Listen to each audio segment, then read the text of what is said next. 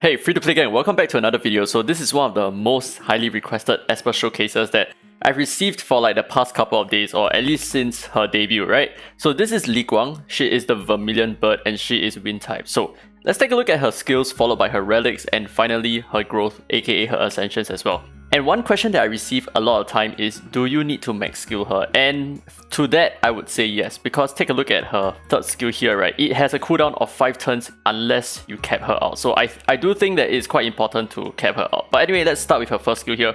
This is Bright Flames, attacks one enemy twice.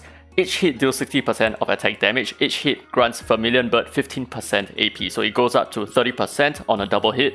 And obviously you need to raise this skill as well because it increases from 10% to 15%, which is huge. So she's slightly weaker than the Lucas because Lucas absorbs the AP, absorbs 30% AP, but for her, she only gains herself 30% AP. But the thing is, Lucas can be resisted, right? So there's that. Now next, Fetching Fire. Attacks one enemy twice, each hit deals 90% attack damage. Each speed grants extra damage equal to 0.16% of attack. And each hit steals one buff from the enemy. This is quite useful for Fafnir especially. Now, upon successfully stealing, extends own buff durations by 1 turn, and it can only be triggered once per turn. At cap, this has a cooldown of 3 turns, which is not bad. In my opinion, this is pretty good. Now, finally, Dazzling Sunfire increases all allies' AP by 15% and attacks one enemy 3 whole times. Each hit deals 60% attack damage, and each speed grants extra damage equal to 0.33% of attack, with a cooldown of 4 turns. So her kit is very straightforward, right? So there is just increased AP here, there is buff stripping over here, and finally there is AP pushing for your team. But the 15% AP push is, in my opinion, is not a lot, but it is useful in some cases. Now we're going to end off with her captain ability here. This is increases allies crit rate in ritual miracles, blah blah blah, by 25%. Most of the time you're probably not going to be using this unless you are a new player, but I don't think any of you guys are new. Now let's move on to the relics. Okay, so I am giving her Windwalker and Broken, but the thing is you can definitely work with Ocean Waves as long as you can give her a lot of speed. That is something that I do not have right now. That's why I'm just relying on a Windwalker, a very traditional speedy build, right? So you give her as much speed as you can, but at the same time you try to juggle a little bit of her crit rate, a bit of her crit damage, and a bit of her attack as well. So her stats here, honestly, I haven't done her a lot of justice. I do feel like I can improve on this quite a fair bit, but the thing is, this is just as good as my stats can be. I have no idea why my stats are so weak. So for example, let's take a look at my Sander, right? So my Sander has almost the same stats, except that he has a lot more attack over here. But apart from that, she's a little bit faster than my Sander, but in terms of just general stats, I feel like they are so similar. And this is as good as I can build her right now. Okay, so let's move on to her Ascensions. Oh my god, I just realized that I have not resonated her at all. Okay, since we're here, we might as well just talk about it, right? So for Resonance, obviously you're gonna go for attack. That's about it. Just go straight attack. Okay, so let's take a look at Ascensions.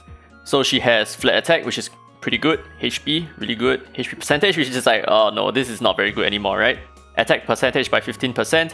And finally, crit rate by 15%. And I've mentioned this before, crit rate is a rather rare stat to find on phase 6. So this is pretty good. So in terms of content, you can definitely use her in, like, let's say Cube Miracle and Infinite Miracle, but the thing is, I have already cleared them, so I'm not going to be able to showcase, but it should be quite clear-cut why they are so useful there, right? But let's take a look at, oh my god, let's take a look at Ritual Miracles first, because I think this is probably the most relevant to some of you guys. So I'm running her in a team like this, so there is going to be Lu Yi, there is going to be Guang, Catherine, Berenice. Oh, by the way, fun fact, she's actually called Baron Nikki, not Berenice. And finally, Dahlia as well. So let's take a look at how this team runs.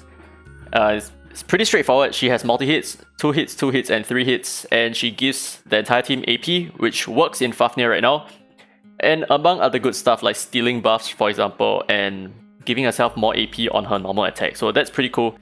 I would hope to have her third skill with a shorter cooldown. I do feel like 4 turns is slightly too long, and I do feel like that is really affecting her overall DPS output. I do feel like she is not as hard-hitting as I would expect. Like Sander, he hits super freaking hard, right? But she don't deal nearly as much damage as the Sander can for some reason. I suspect it's related to the fact that she multi-hits more, and you know, every time you multi-hit, you actually get checked for defense. So when an enemy has a lot of defense, unfortunately, your multi-hits are going to be a lot more significantly weaker than having an attack that has the total multiplier as your multi-hits added up. But it just hits once, for example. So there is that. Let's move on to Fafnir and let's see how she performs. So generally, she's really good in pushing her AP, stealing. Okay, basically her entire kit is really good for Fafnir. That's basically it, right? So Fetching Fire, that's a skill that steals buffs. Unfortunately, we do not have any immunity on Fafnir, so we couldn't steal it, but that would have been very helpful, right? So that's our goal. Whenever this follower on the right drops the immunity on Fafnir, we're gonna steal it. That's about it. Oh my god. RIP, Baroniki. I'm just gonna call Berenice.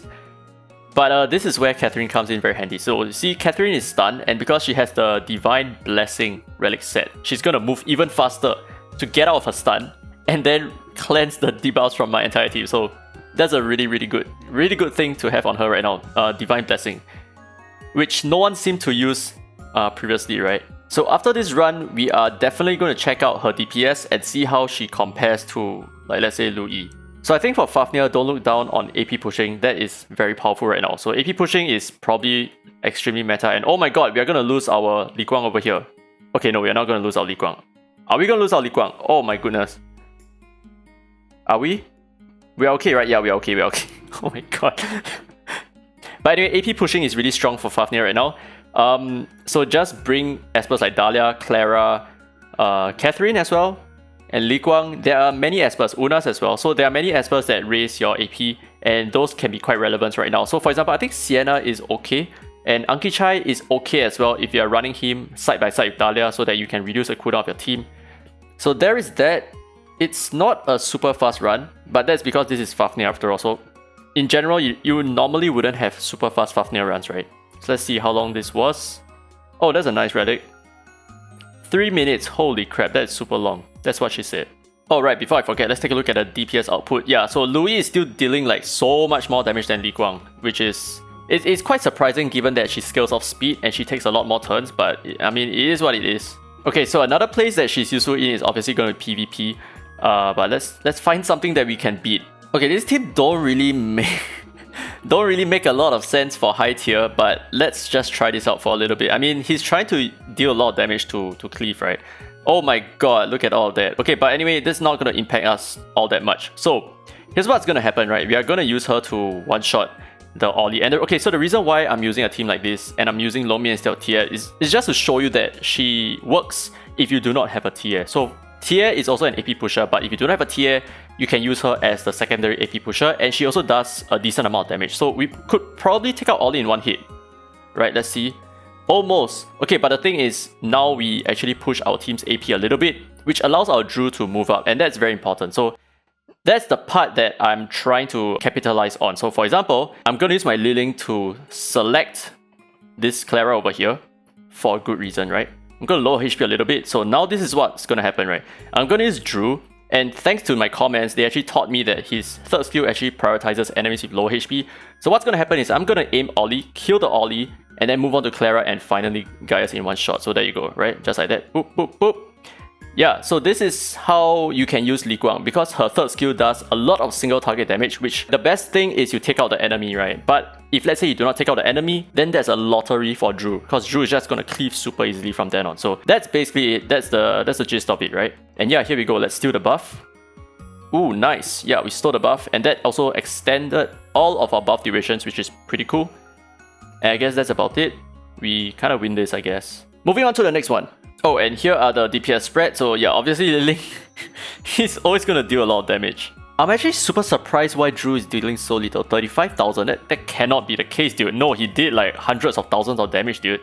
And now the final place is going to be Shadowstream. I don't feel like she is going to be so good in the other two. So for example, Shadowfire, she's definitely not for that place because she only single target damage and her typing is really off. But this is something that I'm running her with right now. So I mean, if you have checked out my guys' video, you probably have already seen this, and you have seen this team in action, which is not bad. Although I am not doing super well. I'm not doing like EX++. I'm only at EX. I'm a pleb. I'm sorry. But this team still works pretty well, and I'm quite excited that I have something that at least can do EX, right? Or I'm actually pretty happy with just triple S, but I guess EX is a nice place to be right now. So she's gonna be really good here for obvious reasons. She pushes AP, which is very nice. So for example, Clara push AP as well, Dahlia as well, Esanath as well. Everyone pushing AP, right? And then Sander is just increasing the speed of my team. That's why he's over here as a leader buff, right? And then Gaius is, I've talked about him before, he takes multiple turns and he does a lot of single target damage, which is pretty good. So yeah, that's basically it. She's gonna perform really well here, so let's take a look at this. I like the fact that her first skill increases her AP by 30%, because that is very big in giving her more turns and therefore rotating through all of her skills, right? So I really like that she's actually capable of removing all of that purple debuff on her, right? Okay, just one more drop, but super close, and I do think that we may be able to do it actually. If she can do it, that's pretty epic. Wow, look at that, dude, Gaius was able to remove all of it on his own. That's sick. Yeah, that's why Gaius is so OP, right? I mean, we are so close, right? Li Guang, she was so close, she was almost there. Oh boy, we're not performing as well as I thought we should. It's probably related to the fact that I made my Gaius super fast. Probably related to it. Can my Dahlia boost?